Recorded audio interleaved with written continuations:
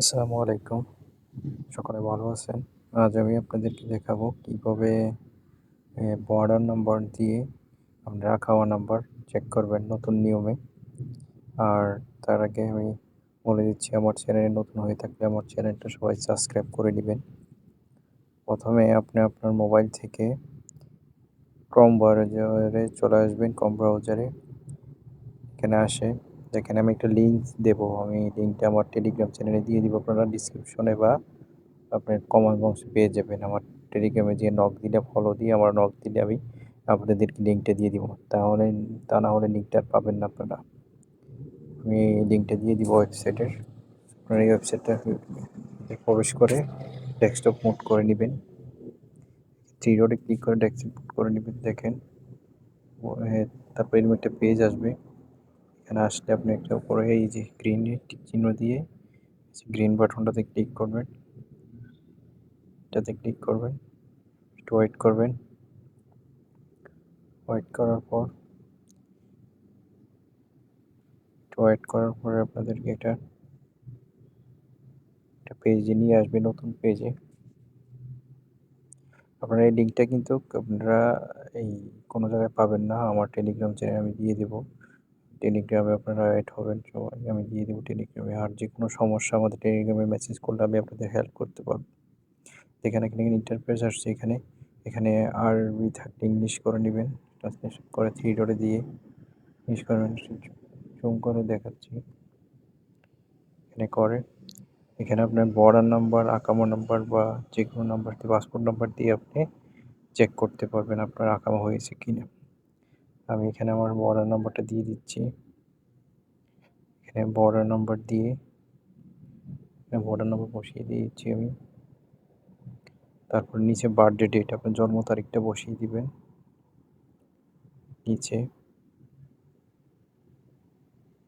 এখানে জন্ম তারিখটা বসিয়ে দিবেন। ইংলিশ আছে, আরবিতে আছে, আমরা ইংলিশে করে নিয়ে আপনি ইংলিশে জন্ম তারিখটা বসিয়ে দিবেন। আমি এখানে জন্ম তারিখটা বসিয়ে দিচ্ছি। তারপর নিচে ক্যাপচার কোডটা আছে যে 52175, ক্যাপচার কোডটা বসিয়ে দিবেন। কিন্তু আপনার ডেস্কটপ মোডে করবেন। ডেস্কটপ না করলে আপনারা এখানে দেখতে পাবেন না। এবারে চার্জ নিচে গ্রিন যে অপশনটা আছে ওইটাতে ক্লিক করে দিয়েছি। স্টার্ট, ওয়েট করবেন। দেখেন আমার এখানে এটা সবচেয়ে ইম্পর্টেন্ট। এখানে একটা মোবাইলে মেসেজ আছে। আপনারা বলতে পারেন যে এখানে মোবাইলে মেসেজ আসছে কীভাবে। মোবাইলে মেসেজ আপনারা যদি দেশ থেকে এসে থাকেন, বর্ডার নাম্বার বা পাসপোর্ট দিয়ে যে নাম্বারটা নেবেন ওই নাম্বারে একটা মেসেজ যাবে, বা আপনার যেই আফসার করে থাকেন বর্ডার নাম্বার ওই নাম্বারে মেসেজ যাবে। এখানে এই কোডটা আসলে এখানে বসিয়ে দিবেন। বসিয়ে আপনি সেন্ড লেখা থাকবে, গ্রিনের ভিতরে সেন্ড লেখা থাকবে, যে ইংলিশ করে নেবেন। এই যে সেন্ড বাটন লেখা আছে, এখানে আছে, সেন্ড বাটনটাতে ক্লিক করবেন। কোডটা বসিয়ে নিয়ে আপনাদের আফসার বা বর্ডার নাম্বার দিয়ে যেই সিমটা নেবেন বা পাসপোর্ট দিয়ে যে সিম, ওই সিমে একটা মেসেজ যাবে। এখানে এই সিমে সেন্ড বাটনটা ক্লিক করবেন, একটু ওয়েট করবেন। একটু ওয়েট করার পরে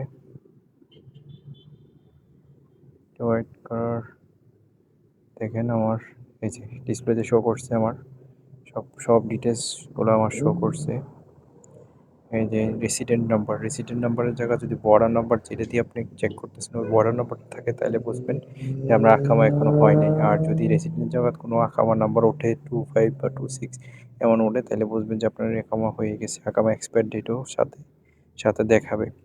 এখানে আপনার পুরো ডিটেলস, আপনার নাম, ঠিকানা এবং ইমেল অ্যাড্রেস, আপনার সব কিছু এখানে পেয়ে যাবেন।